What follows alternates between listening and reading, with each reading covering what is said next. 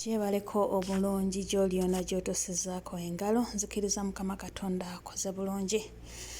Osubscribing omulungi atanaba, tubeere nga tweyongerayo n'ensonga za Aromatic buli kimu ekibakwatako nze ngenda kuba nkikuleetera. Woba oli eyo ng'obadde weebuuza omukyala Diana Nabatanzi yaddawa? Diana Nabatanzi nga tetukyamulaba. Ndowooza ekifo kye in summary tugambe nti rape yakirimu. Anti omukyala ono tuze tumulaba buseerezi bungi nga yazannya mu kifo ekyo ne Ahmed Rubawa mu nsonga z'omukwano, mu nsonga z'okubeera seduced w'ebityo nga mubitegeera mu laavu. Yes, twamulabako mu ntononsi era yali aseducinga Rubawa ono ng'amugja ku mukyala Jamila Kalungi. Ebiseera ebyo Jamila yali lubuto era ne Jamila yatandika okubulaabula mpola mpola. Naye kati amawulire agaliwo omukyala ye takyalabikiddeko ddala. Mu buno obuzannyo bwonna obuzzeeko ne bugjeyo n'abaana abato n'abaakuguka edda. Diana Nabatanzi tugenza okumulaba nga takyalimu nsonga ki yeeno mukwano. Diana Nabatanzi mumanyi bulungi ku bya TV endorsements, mu kasukaali wali puroguramu yo agikwasaganya bulungi. Yes, tugenze okulaba ng'omukyala ono tazze mu buseerezi obusinga kati obungi. Yali mu best friend nga Tanzi teyalabika, era mu batenda Seri yabeeranga mukyala wa Mr. Nsimbi bw'atyo yabwebwa ssente agende ettake okusobola engoye ez'emikolo, era twagenza okulaba nga omukulu ye alinze Nsimbi ne bigaana ng'ate ne Namanda bw'amwetega obutego bw'atyo omukulu n'agwira Namanda omukwano kati gutinta gugenda mu maaso. Ye Tanzi teyalabikako, ye alina emirimu mingi gy'alina okukwasaganya endorsements. Tumulabyeko mu biseera bingi ng'akola obwa MC.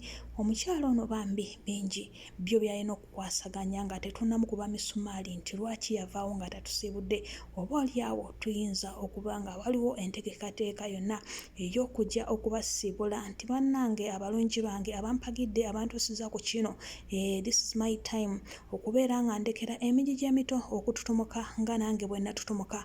Ye tumulabye ng'avudde wala mu Aromatic Entertainment, baviiridde ddala wala. Ekyo kyenyinza okugamba.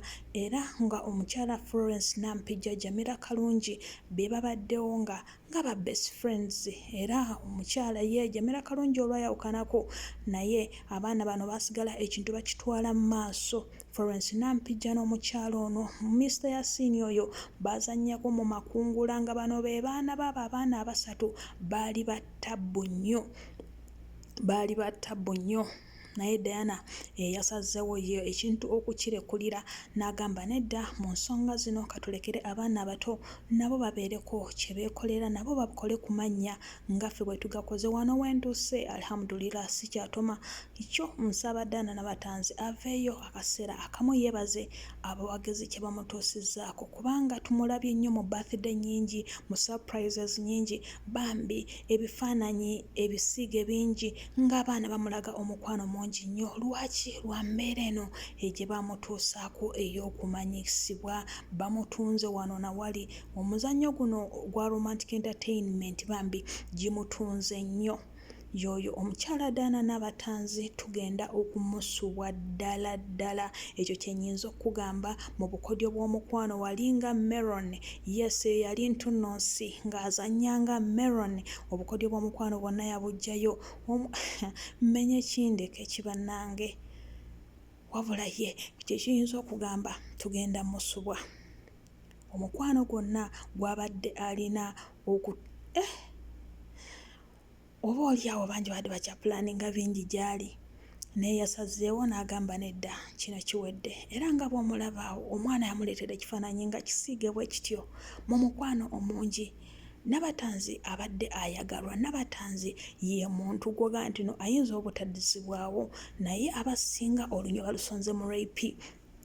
Ne bagamba rape kageri kaaliwo, rape engeri gy'akikubamu kati n'omukulu Rubawa twandigenda mu maaso ne series. Anti ekyo kyekikulaga akazannyo kano aka climax akali mu kutambula essaawa zino akaliko engeri omwana rape gy'akikolamu ne munne nti kitinse nnyo, bakitadde ku level endala.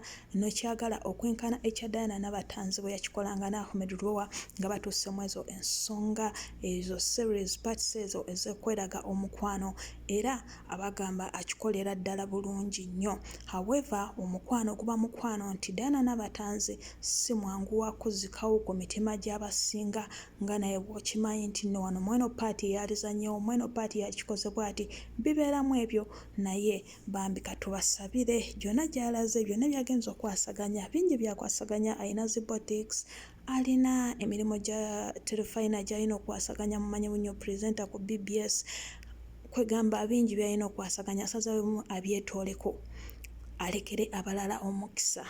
Naye nga ky'oba towerabira, they have been and they still are best friends with Florence Nampijja. Abaana bano ba mukwano nnyo era bw'obuuza Diana onoova ddi ku luggya agenda kugamba ensonga emu, linda Florence aveeko nange nja kufumbirwa. Bw'atyo bw'azaakikuba, bw'atyo bw'azaakiraga. Mu mukwano ogwo bambi mwe bakulidde, mwe beerage, bamanyi gye bavudde wala. Aromatic zo series eyina nnyingi nnyo bano abaana nga bakyali dda. Naye katukwagaliza ekisinga Diana, Mukama akutukuumire. Subscribe omulungi atannaba, Channel Media, buli kimu kijja.